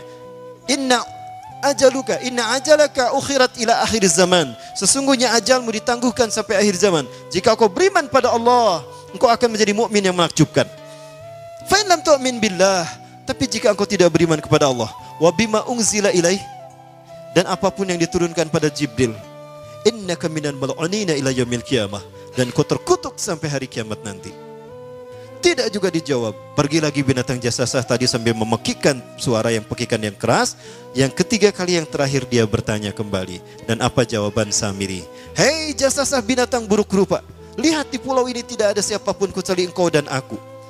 Dan yakinilah kalau panel ini bukan tentang Allah yang di langit sana, tapi yang disebut Allah itu saya. Hei jasasa, akulah Allah itu. Oh, dia menjerit dengan jeritan yang makin keras. Sampai si Samiri pun menutup kedua telinganya. Sejak saat itulah binatang itu pergi dan berkata, Innaka dajjal, innaka dajjal, innaka dajjal. Engkau adalah pendusta, engkau adalah pendusta. Pendusta sampai hilang suaranya. Di saat itulah Dajjal mendapatkan gelar, Samiri mendapatkan gelar Dajjal. Jadi siapa nama asli Dajjal? Samiri. Dajjal artinya al-kazab, pendusta, bukan singkatan kade. Tong ditanyakan Ustaz singkatan nona di Dajjal teh. Bisi didawab dada jeng bujal. Terangkan gitu. Baik, nah sejak saat itulah Samiri keluar dari pulau itu dan dia sudah menyandang gelar Dajjal, pendusta, karena dia mengaku Tuhan. Lupa saya menyampaikan, Sai Baba pun sama. Di desa Nilayang Putra Parti, India Selatan, suatu saat dia pernah ceramah mengatakan kepada para deputinya, dia mengatakan, panggillah aku dengan panggilan yang kalian sukai. Panggillah aku Krishna, panggillah aku Yesus, bahkan panggillah aku Allah. Maka pengikut Sai Baba dari berbagai agama termasuk agama Islam. Tidak sedikit orang Islam yang menjadi pengikut Sai Baba. Dan banyak pengikut Sai Baba di Indonesia yang menjadi pejabat. Tapi saya nggak nyebut siapa saja ya. Yang banyak yang menjadi pejabat. Maka jangan heran kalau Indonesia model kia. Jadi gimana solusinya Ustadz? Ganti presiden 2018. Baik, pada sekalian yang dimati Allah. Nah, tadi ke zaman Nabi Isa ya, kita belum membahas tentang zaman Nabi Isa. Nah, ketika Nabi Isa membongkar kedustaan para pendeta Sanhedrin, pendeta Sanhedrin membuat tipu daya. Apa tipu daya yang dilakukan para pendeta Sanhedrin? Karena mereka sudah terbiasa mengarang cerita tentang kitab-kitab Allah. Mereka mengganti sebuah ayat dari tempatnya. Sumayaktubunal kitaba biaidihim. Lalu mereka menulis ayat dengan tangan mereka. Sumayakuluna hada min indillah. Lalu mengatakan ini dari Allah padahal bukan dari Allah. Maka mereka pun para pendeta Sanhedrin membuat dongeng. Dongeng apa? Dongeng Tuhan bingung.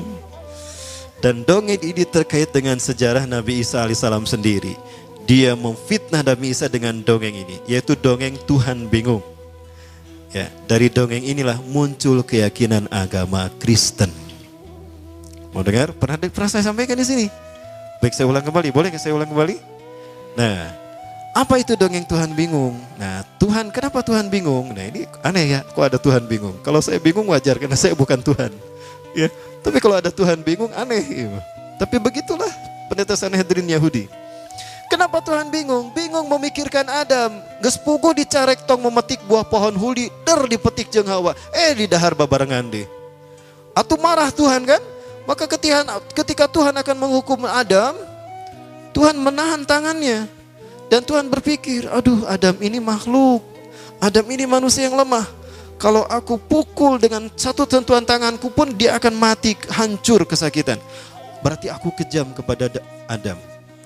Kalau aku tahu dia akan melanggar, harusnya aku tidak ciptakan Adam. Maka bingung tuh Tuhan antara menghukum dan membiarkan Adam. Apa bingungnya? Hukum jangan. Bingung Tuhan. Lamun orang bingung mungkin berhari-hari, tapi Tuhan kalau bingung bertahun-tahun ya. Jengkuma kalau kita bingung begini nih. Kalau Tuhan kayak gimana? Ya pulang anting gak dia. Akhirnya Tuhan menemukan ide, tuh kan aneh. Dan ini ada yang sampai ke akidah orang Syiah, Al-Bada. Ada 10 akidah Syiah, salah satunya yang ke-8 Al-Bada. Yaitu Tuhan pernah tidak tahu sesuatu, lalu Tuhan ingat sesuatu. Maka saya yakin betul kalau Syiah juga adalah agama ciptaan Dajjal. Tolong saksikan. Saya mengatakan demikian karena sudah berdebat dengan mereka. Dan saya sudah pelajari akidah Syiah ini beberapa sedikit. Tapi saya makin yakin, ini agama ciptaan Dajjal, Yahudi. Baik, lanjut. Sampai mana tadi? Tuhan bingung. Akhirnya Tuhan punya ide. Ketika Tuhan menemukan ide, Tuhan berteriak, Eureka, Eureka. Tahu Eureka? Ya itulah. Ya, Tuhan punya ide. Apa idenya? Aku kan Tuhan. Tuhan itu immortal. Kalau begitu aku saja yang dihukum, jangan Adam.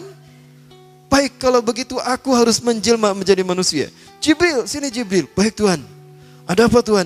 Jibril, tulis maklumat Tuhan. Baik Tuhan. Jibril buka laptop, ketik maklumat Tuhan ×2. Satu apa Tuhan? Catat maklumat Tuhan nomor 1. Tuhan menjelma menjadi manusia. Baik Tuhan. Nomor 1, Tuhan menjelma menjadi manusia. Kalau salah ketik, di delete lah. Begitu lagi. Berikutnya Tuhan bingung lagi. Kalau aku menjelma menjadi manusia, bagaimana aku hadir ke tengah-tengah manusia? Kalau aku muncul begitu saja, manusia tidak akan percaya dengan keberadaanku. Kalau begitu aku harus lahir secara normal. Baik, Jibril, maklumat nomor 2, Tuhan lahir secara normal. Baik Tuhan, ditulis Tuhan lahir secara normal. Berikutnya bingung lagi Tuhan, kalau aku lahir secara normal, siapa wanita yang layak melahirkan Tuhan? Bingung Nabi Isa, tong boroning di sana di Bethlehem ya, di Palestina. Iya di Istiqomah Weloba, gimana nih saya pilih nih? Kata Tuhan. Akhirnya Jibril ngasih masukan. Tuhan, boleh saya ngasih masukan? Apa Jibril? Hebat ya, Tuhan dikasih masukan sama Jibril. Tuhan, saya ingin ngasih masukan. Apa Jibril? Anda pernah mengutus saya ke Bethlehem. Ada sebuah desa bernama Nazaret. Di sana ada seorang wanita suci yang sejak lahir sampai sekarang terlindung dengan kesucian dari sisimu ya Tuhan. Siapa dia Jibril? Masa Tuhan tidak tahu? Aneh. Nah, begitulah Yahudi. Begitulah pendeta Sanhedrin. Siapa dia Jibril? Maryam binti Imran Tuhan. Hidupnya penuh dengan kesucian, hanya ibadah kepadamu di Baitul Maqdis. Ya Jibril, ihbit ilal ardi kullaha li annani sangfu min ruhi ilaiha. Jibril, turun kamu kepada Maryam. Katakan aku akan meniupkan sebagian ruhku kepada Maryam. Maka itu pun terjadi dengan kuasa Tuhan kata mereka. Lalu Tuhan meniupkan sebagian ruhnya ke dalam rahim Siti Maryam. Maka hamilah Siti Maryam dan lahirlah Yesus Kristus untuk menebus dosa manusia. Maksudnya menggantikan Adam dihukum oleh Tuhan. Intinya mereka ingin membunuh Nabi Isa karena membongkar kebohongan pendeta Sanhedrin, memasukkan Taurat menjadi Talmud. Supaya tidak ketahuan dan prosesnya enak untuk membunuh Nabi Isa, dibuatlah dongeng kayak gini. Sebagaimana para ulama ingin dibunuh, dibikin dongeng nugelo ngabunuh para ulama. Nah, nyambung pisan. Ya. Cerita inilah yang berjudul tadi Tuhan bingung. Maka cerita ini dihasutkan ke raja-raja Romawi. Salah satu raja Romawi yang terbesar yang terhasut adalah Herodes. Maka Herodes pun marah kepada Nabi Isa. Maka dikejar-kejarlah Nabi Isa. Nabi Isa faham dirinya akan dibunuh. Maka Nabi Isa mengembara dari satu tempat ke tempat lain. Pengembaraan dia mengusap bumi dengan pengembaraannya. Diberi gelar Al-Masih. Itulah arti Al-Masih. Yang mengusap bumi dengan pengembaraannya. Datang Nabi Isa alaihissalam kepada satu kaum yang sedang mencuci pakaian. Nabi Isa berkata pada kaum tadi, kalian sibuk mencuci pakaian, membersihkan pakaian kalian dari noda dan kotoran. Tapi kalian tidak pernah mensucikan hati kalian dari dosa-dosa kalian. Siapa engkau? Berimanlah kepadaku dan bersaksilah. Aku Isa bin Maryam, Nabi dan Rasul Allah untuk kalian. Aku diutus untuk menyeru kalian beriman kepada Allah. Maka berimanlah mereka. Salah satu yang beriman dari mereka adalah Barnabas. Ya.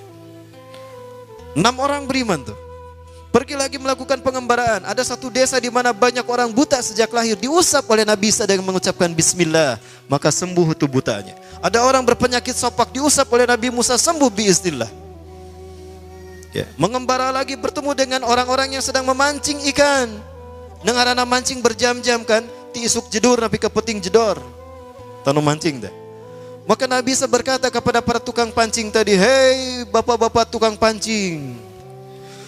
Ya, kalian sibuk mencari bekal untuk hidup kalian di dunia, tapi kapan kalian meluangkan waktu kalian mengumpulkan bekal untuk akhirat kalian? Siapa Anda? Aku Isa bin Maryam Al-Masih, utusan Allah. Aku diutus untuk menyeru kalian beriman kepadanya. Maka Nabi Isa pun memberikan wejangan pada mereka, mereka pun beriman. 6 orang menjadi pengikut Nabi Isa. Salah satu dari mereka bernama Yakobus. Maka genaplah jumlah mereka menjadi 12 dan mereka disebut Hawariyun.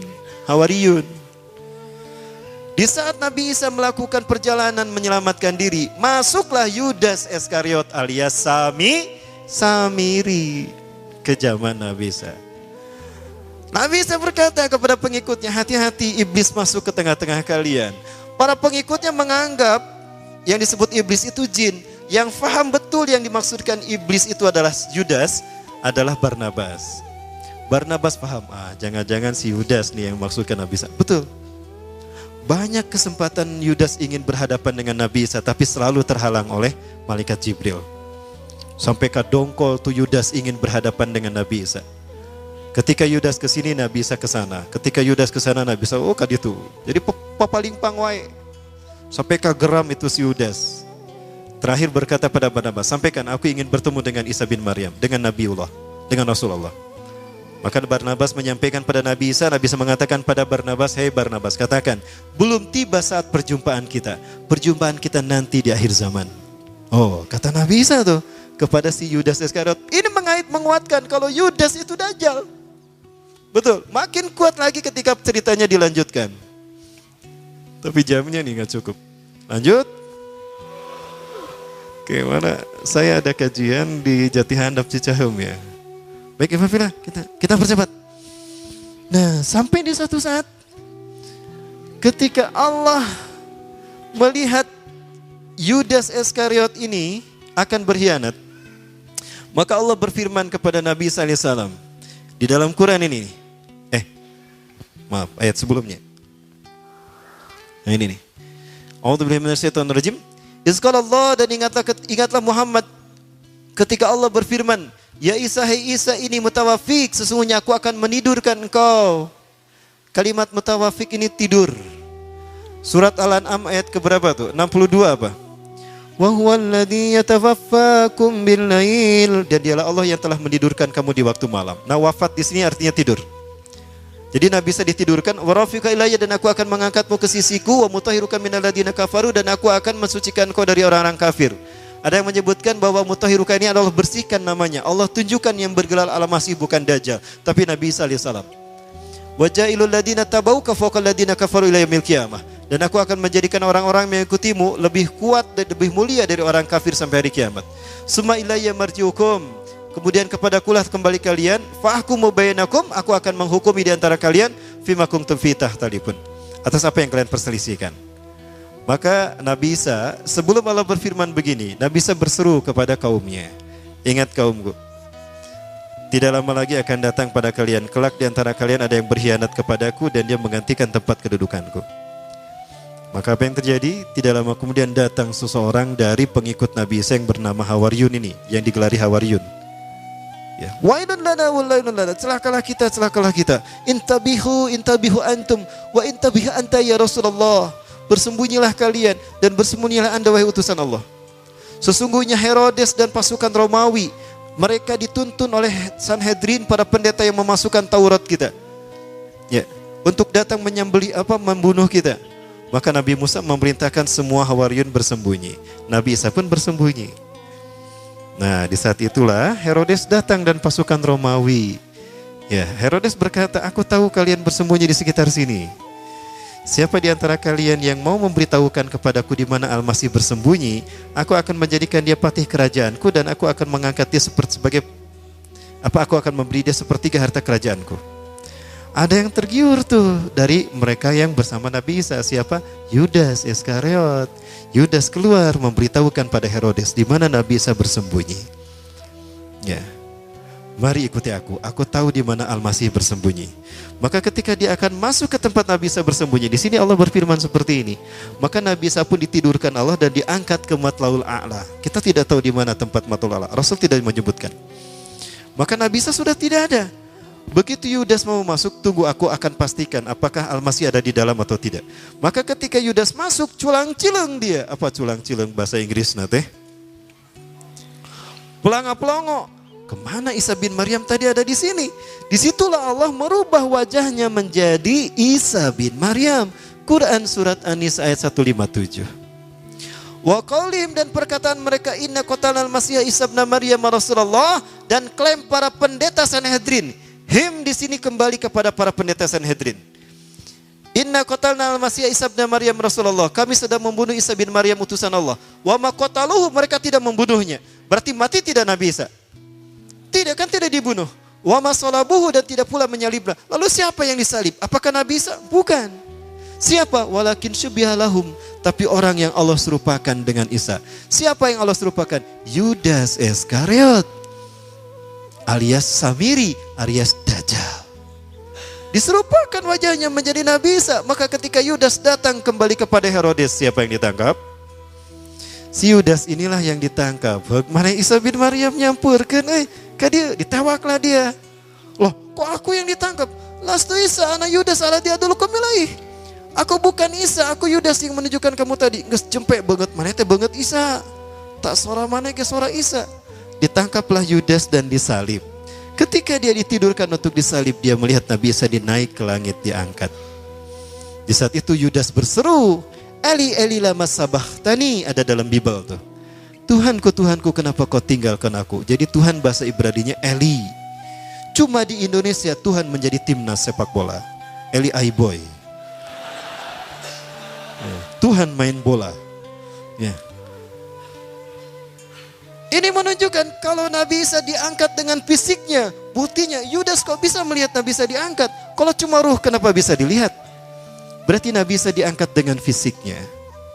Maka kemudian dibangunkan tuh si Yudas, diarak ke bukit Golgota. Golgota artinya tengkorak. Ke bukit itulah si Yudas diarak. Karena salibnya tinggi, salibnya kadang digotong, kadang dia menuk begini. Herodes memegang pedang di tangan kanannya, Old Testament perjanjian lama di tangan kirinya. Itu pedang ditusuk-tusukan ke tubuh Yudas. Ketika menusuk tubuh Yudas yang dikira Yesus, dikira Nabi Isa, darah bercucuran, diminum tuh darahnya oleh para pendeta Sanhedrin dan tentara Romawi. Kenapa? Jika ada bagian tubuh Isa bin Maryam, Yesus Kristus dalam tubuh kita, bersatu dalam tubuh kita, maka tubuh kita tidak akan disentuh api neraka selamanya. Ini menjadi rukun kelima agama Kristen, Ekaristi Holy Water. Ini yang menyebabkan lahirnya agama Kristen. Ada 7 rukunnya. Rukun yang kelima, rukun meminum air suci. Ya.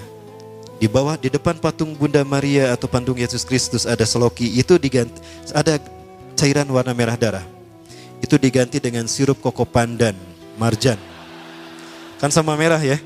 Nah, banyak tusukan daging menusuk, tusukan pedang menusuk tubuh Yudas, dagingnya terkelupas, diambil dimakan. Jadi rukun agama Kristen yang ketiga, Ekaristi Gusti Kudus, rukun memakan tubuh Tuhan. Kalau sekarang ketika kebaktian selesai, berbaris mereka untuk keluar, pendeta berdiri di tengah, mereka berbaris menerima roti. Haleluya. Keluar. Nah itu rukun ketiga agama Kristen. Lihat kalau mereka kebaktian di gereja, kayak gitu. Nah ini yang dimaksudkan Rasulullah SAW, yang membuat saya yakin kalau Yudas itu Dajjal. Materi kita kayaknya berlanjut nih, belum selesai nih para Allah ya. Kita belum membahas Dajjal, ini Dajjal sebelum Rasulullah. Nanti kita bahas Dajjal setelah Rasulullah SAW sampai kekinian. Seperti apa Dajjal ya. Panitia, nanti kita bertemu lagi panitia ya. Dalam kasanah dakwah insya Allah ya. Episode kedua insya Allah. Nah 5 menit lagi.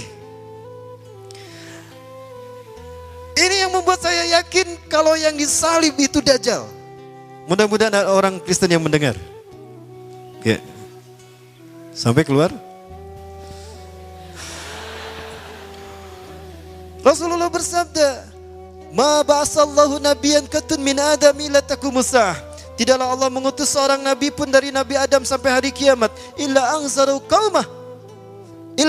qaumahum, kecuali mereka akan menasihatkan, memperingatkan kaumnya tentang bahaya fitnah Dajjal. Wal yaum sa'ukhbiru lakum ma lam yukhbir min qabl. Aku akan beritakan hari ini kepada kalian sesuatu yang belum pernah mereka sampaikan. Innahu a'war wallahu la sabi'awar. Sesungguhnya Dajjal pecak sebelah mata kanannya dan Allah tidak pecak. Ingat, a'war di sana bukan buta tapi pecak. Ada orang matanya normal tidak bisa melihat, disebutnya apa? Buta. Tapi kalau ada orang matanya rusak sebelah, disebutnya pecak. Nah, dia itu pecak. Lihat a'war dalam kamus Al-Munawir, artinya pecak. Kenapa cuma Rasulullah yang menyebutkan kalau Dajjal pecak mata kanannya? Kenapa Nabi yang lain tidak menyebutkan? Karena peristiwa pecak sebelah mata kanannya terjadi setelah Nabi Isa diangkat. Herodes dengan pedangnya tadi menusuk-nusukan ke tubuh Yudas. Salah satu tusukan pedang itu mengenai mata kanan Yudas Iskariot. Di saat itulah Dajjal kehilangan mata kanannya. Jadi Dajjal normal dengan kedua mata sejak lahir. Kapan dia kehilangan mata kanannya? Di saat dia disalib, di saat perayaan Paskah. Itulah yang disebut dengan peristiwa Paskah. Kesehatan. Makanya cuma Rasul yang tahu, karena Rasulullah berikutnya setelah Nabi adalah beliau, Nabi Muhammad SAW. Maka dikuburkanlah si Yudas Iskariot. Barnabas ingin membuktikan kalau dia Dajjal. Akan aku gali setelah 3 hari 3 malam. Kalau dia ternyata masih hidup berarti dia Dajjal. Setelah 3 hari 3 malam, diam-diam Barnabas menggali kuburan Yudas dan Yudas pun masih hidup. Maka yakinlah Barnabas kalau Yudas itu Dajjal.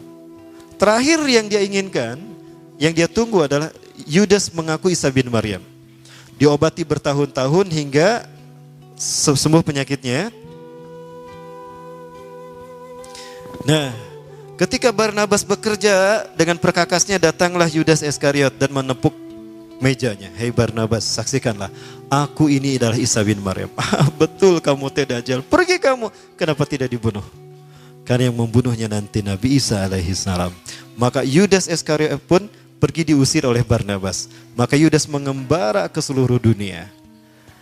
Dengan kemampuan retorikanya, Yudas alias Samiri alias Dajjal mampu mempengaruhi bangsa-bangsa di dunia. Maka dalam waktu singkat dia punya banyak pengikut. Ketika dia membuat bahtera, para pengikutnya bertanya, wahai Tuanku, untuk apa kita membuat perahu ini, bahtera ini? Kita akan berkeliling dunia, kita akan taklukkan dunia dengan perahu yang kita naiki. Kita akan taklukkan lautan ini. Dan tidak ada negara kecuali mereka akan tunduk kepada kita. Wahai paduka Tuanku, untuk keliling dunia kita butuh logistik, kita butuh perbekalan. Coba kalian lihat, banyak kapal yang lalu lalang ke sana kemari. Mereka pasti bawa logistik. Kita bajak mereka, kita ambil logistik mereka untuk bekal kita. Maka muncullah sosok yang kemudian mata yang pecak ditutup sebelah, tangannya yang tetanus karena disalib, diamputasi, diganti begini, ya, dan dia pun menggunakan topi untuk menutup luka-luka di wajahnya. Maka jadilah Jack Sparrow, the Pirates of Caribbean. Jadilah bajak laut. Lihat simbol bajak laut, tengkorak. Tengkorak adalah simbol Bukit Golgota, tempat di mana Samiri alias Dajjal dikuburkan, penuh dengan tengkorak di sana. Mengembaralah dia ke setiap dunia dan sampailah dia di segitiga Bermuda. Segitiga Bermuda adalah area lepas pantai yang dihubungkan oleh 3 titik, Puerto Rico, Florida, dan Bermuda. Di situ ada tempat di mana iblis membuat singgasananya. Disitulah pertemuan terjadi antara iblis yang bernama Ajazil dengan Dajjal yang bernama Samiri. Pertemuan ini yang ditunggu-tunggu oleh iblis sejak turun ke muka bumi. Dan iblis berkata, kemarilah Sam. Samiri, Sam, kadia Sam. Dirangkul dia. Dan iblis pun berkata, hari ini adalah hari yang aku tunggu-tunggu sejak aku diturunkan dari surga ke dunia, di mana aku dipertemukan dengan saudara kembarku. Panggillah dia oleh kalian sebagai Paman Sam. Amerika adalah negara bentukan Yahudi, negara bentukan Dajjal. Ya, ada satu perjanjian yang mengerikan antara iblis dan Dajjal saat itu, di mana iblis ceramah dengan ceramah yang menakutkan. Salah satu ceramahnya berisi, aku akan berikan Yerusalem kepada hamba-hambaku yang akan menanti kedatanganku di akhir zaman. Berarti Yerusalem diserahkan kepada Israel itu sudah ada dalam janji pertemuan antara iblis dan Dajjal. Donald Trump hanya menyampaikan jadi pemanjang lidah iblis dan Dajjal. Betulkah demikian? Nantikan di Al-Murabi, insyaAllah.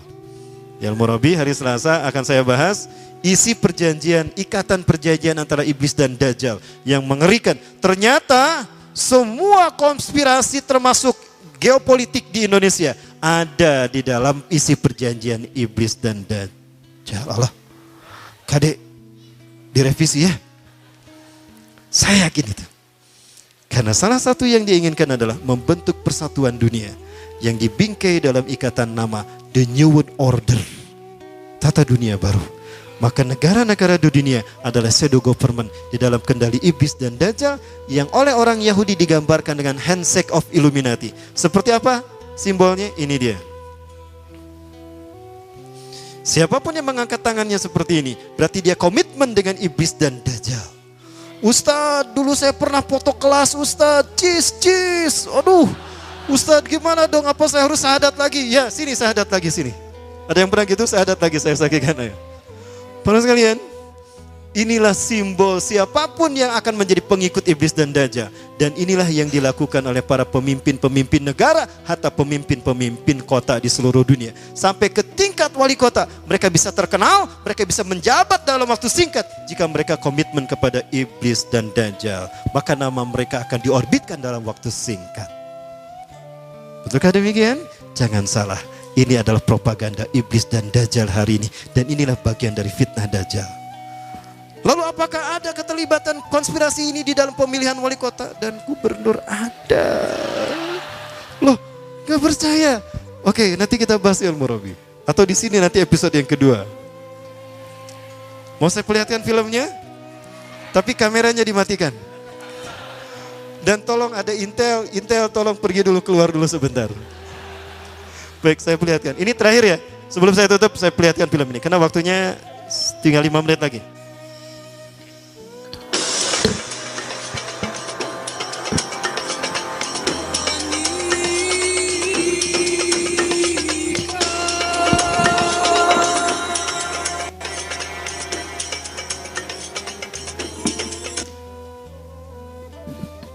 Ingat, ini adalah simbol angka simetris dan angka sakral Yahudi.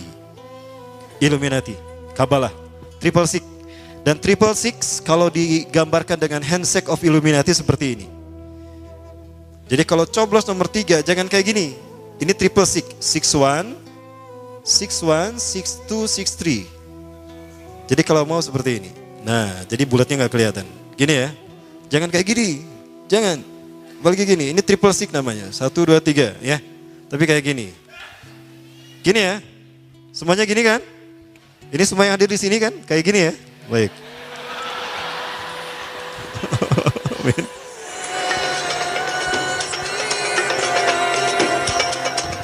Let him who hath understanding reckon the number of the beast, for it is a human number. Its number is 666.